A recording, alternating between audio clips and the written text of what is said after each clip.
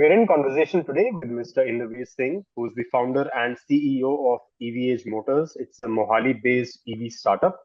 Inderveer, thank you very much for speaking to Autocar Professional. Thanks, Mayank. Thanks for having me here.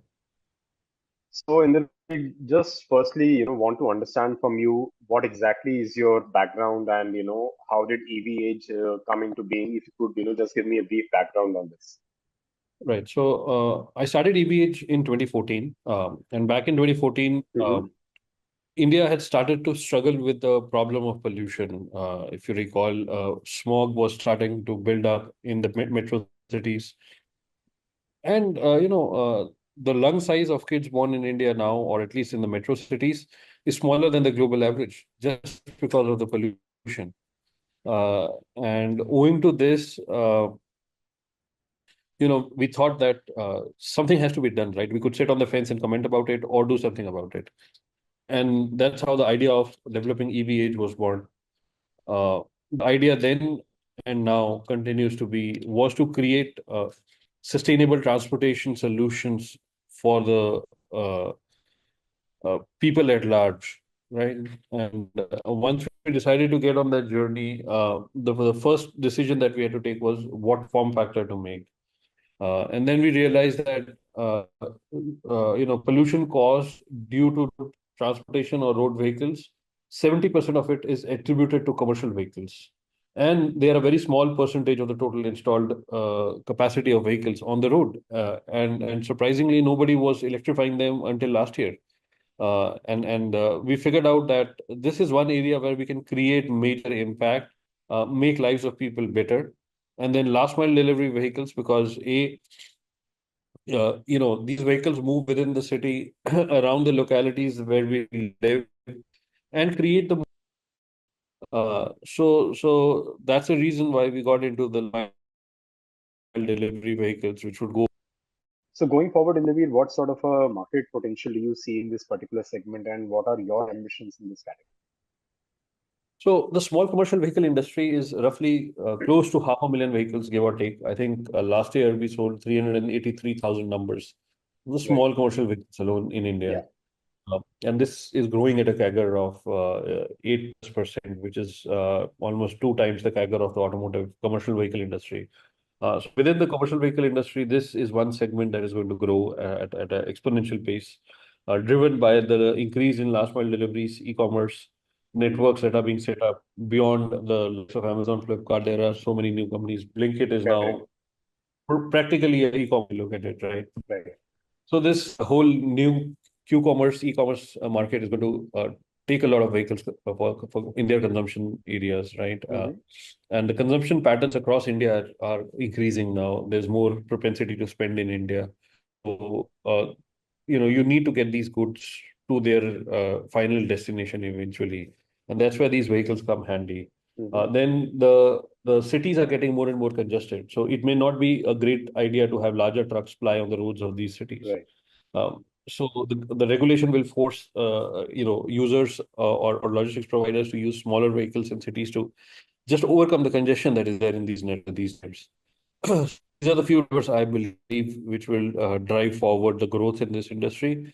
And electrification is going to become more and more important because commercial vehicles do have a higher carbon footprint compared to a personal carrier. And then these trucks, even within the city, they will work anywhere between 150 to 200 kilometers in a day or 2 to 3 shifts. Whereas a personal car we would use to come to the office or go home, our average usage is 40 to 50 kilometers. So these vehicles run 3 to 4 times more and have a higher density of usage. So they are the right candidates, I believe, for electrification. So what sort of penetration level are we seeing when you talk about electrification of this category? Where are we now, and where do you see this going forward, maybe by the end of the decade or in the next 10 years? So I can speak for one city we are selling in. We sold more than 200 trucks in one city last year. Whereas the total small commercial vehicles sold in that particular city were close to 1,000, out of which 200 were EVs sold by EVage alone. So we have a high percentage of penetration in the markets we are in. At least that's what we have seen over a period of time. Okay. And this is just the first major year of series production. Uh, so taking cue from that, I believe over the next decade, the last mile vehicles will see a penetration level between 15 to 20% over the decade, pan India Mm-hmm. with a 400,000 vehicle market growing at a CAGR of 8%. In the next 10 years, this would be a million odd vehicle market, give or take. Mm-hmm.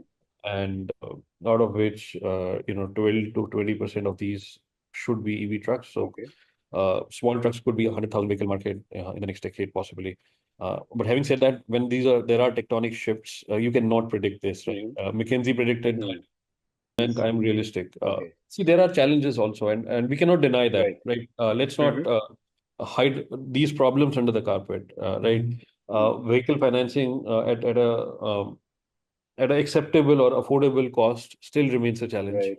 Okay. Right, the charging infrastructure, because these vehicles need to run for 200 kilometers, Correct. preferably 300 kilometers. That's how the fleet will Correct. make money. Right, Right. and for them to run for 300 kilometers, the charging infrastructure has to come or grow at that level. So Correct. there are a few headwinds that we will face, Mm-hmm. depending upon how well the government supports us and how well the private players sort of come up to the party. Right. Uh, this could give a bigger delta. If interest rates were to comparable to a normal ICE vehicle, for instance. Right. Um, in that case, the penetration, when I'm talking about 12 to 15%, I would talk about 30% numbers, Right. right? But we don't know right now how that will play out. So these are few Right. challenges which we are wary of, and we understand that. Right. And what about, you mentioned about government support. So what is your take on, the FAME-free subsidy, which hasn't been announced yet? So do you think that that is going to slow down the penetration even further? Um, yeah, so the buyer is fairly intelligent, right? And somebody like a EVage, at least what we have done is our TCO calculations, our money saving is net of the subsidy. So whatever the subsidy is an addition to the whole savings Okay. portfolio that the fleet gets. But Hmm. if there is a saving to be made, the fleets have the flexibility to defer the buying decision right now, because there is not a pressing need to convert in 30 days all the fleets to Right. electric.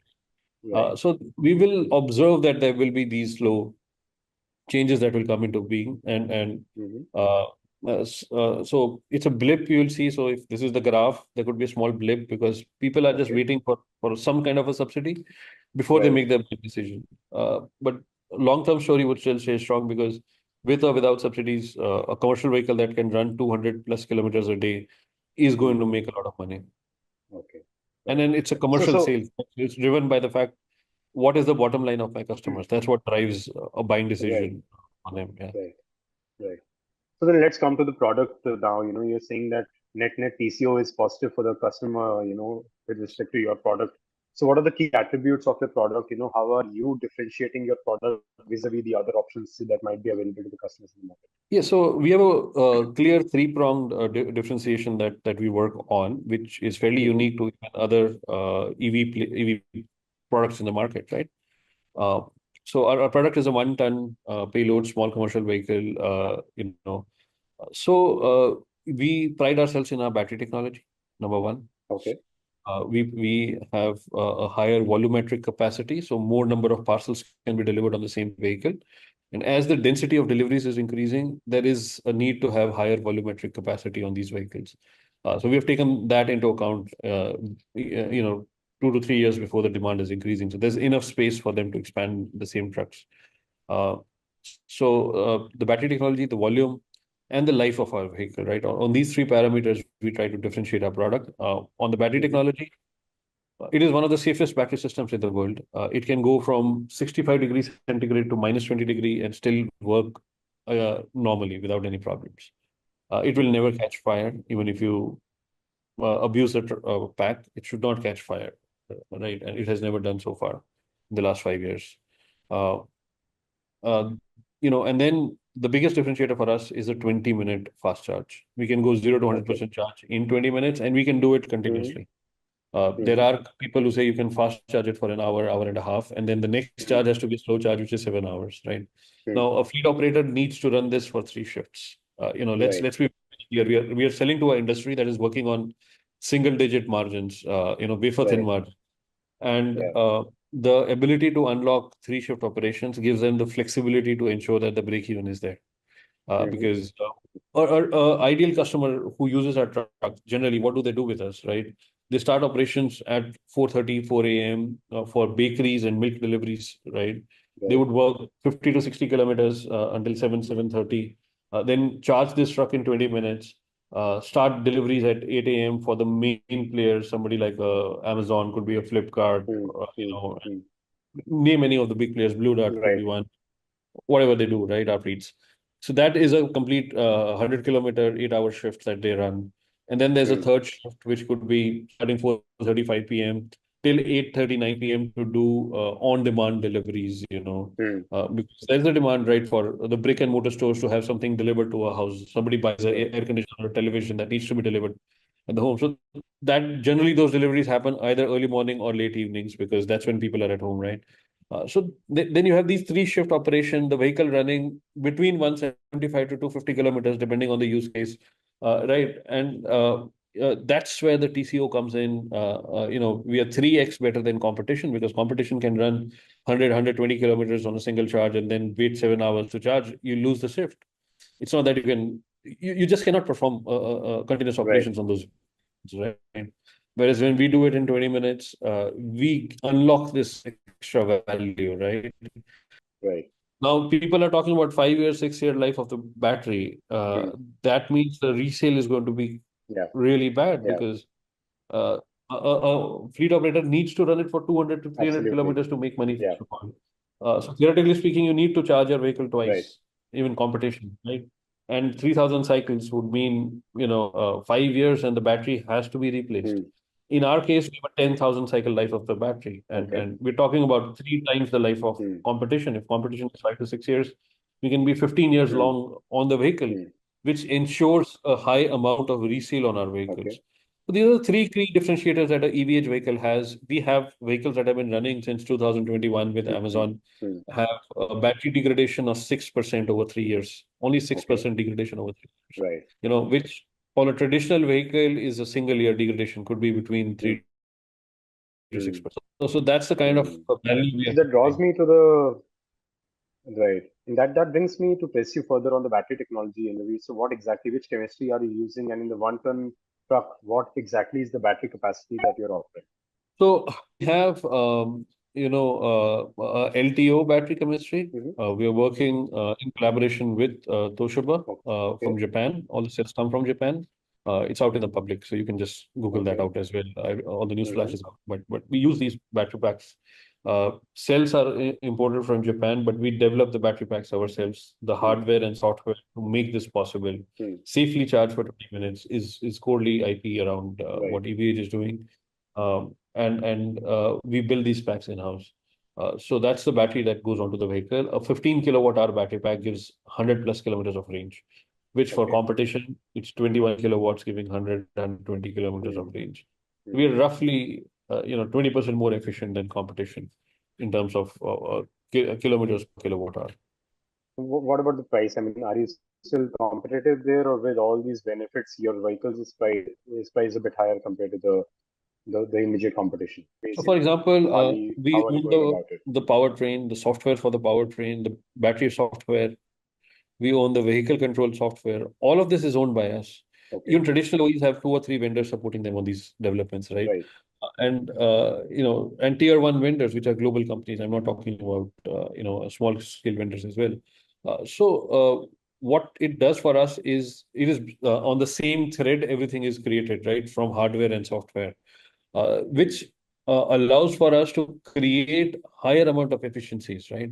Uh, for example, the kilometers per kilowatt hour. It's because we own the powertrain design, we own the battery, and we can tune the battery and the powertrain according to the driver needs for us Hmm. to Hmm. get or deliver these 100 kilometers on that 15 kilowatt hour charge, Hmm. which is fairly difficult for competition to achieve on real world conditions, right? You see Right. vehicles 22 kilowatt hour, 30 kilowatt hour battery packs by Yeah. competition. Yeah. And also, you have to understand, we are creating sustainable vehicles. Electrification is all about sustainability.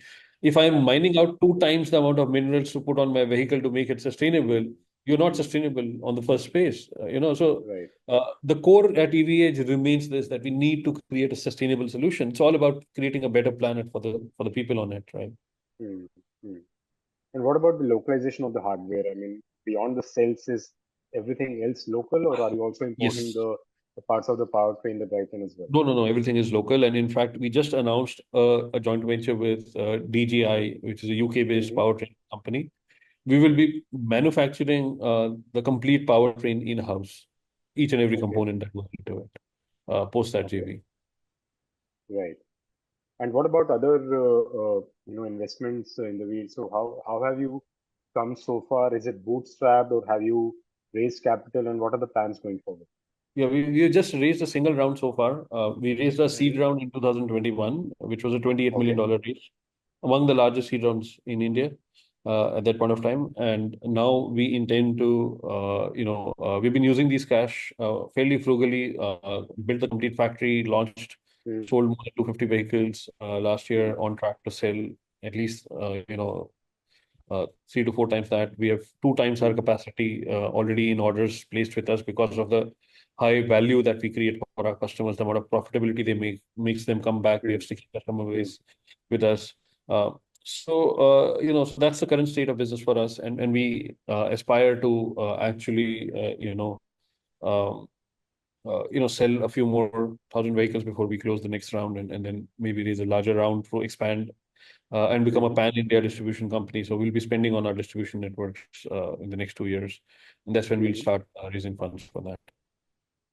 Right.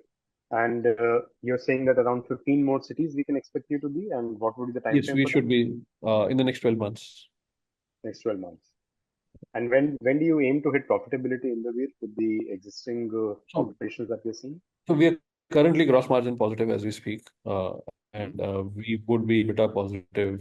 There's a clear path to profitability in the next few years. We Mm-hmm. will be reaching our capacity utilization of more than 70% by next year, and around that time we should be EBITDA positive. Right. And after that, do you still would you feel the need to expand the capacity further? Of course, it's a 500,000 vehicle market, what I say, out of which Hmm. 100,000 plus vehicles will be electric in the next decade. And Right. we want to sell, 20-30% of those vehicles as we go forward. So we'll be expanding our capacity to meet customer needs as we increase our distribution network. Right. So will be the demand. Sitting out of 2 or 3 cities, we have a demand for 8,000 plus vehicles right now. If I have 15 cities, that would itself go to 50,000, right? Right. Uh, so so that's the current status uh, we see, and what inputs we are getting. Although we predict a 12 to 15% electrician, I think we can meet those as so Hmm. that's the kind of inflow we have in terms of demand. Uh, so we will be upgrading our facilities and capacities to meet those demand numbers so that we can't have customers Right. waiting forever for these Right. products. So you remain limited within Mohali, or do you want to go beyond Mohali as well? So the concept is to have a modular, miniaturized manufacturing facility, so we can have multiple cubes, which can be regionalized as Okay. we grow, as the volumes grow. Mm-hmm. What would be the right number before we move out? It's too early for me to speak because our Mm-hmm. current focus is to ensure that we have 100% capacity utilization, Right. and Right. that's what we are focusing on as an organization. Right. On that note, Inderveer, thank you so much. Wish you all the best with your venture going forward. No, Thanks a lot. thank you, Mike. Thank you for your time.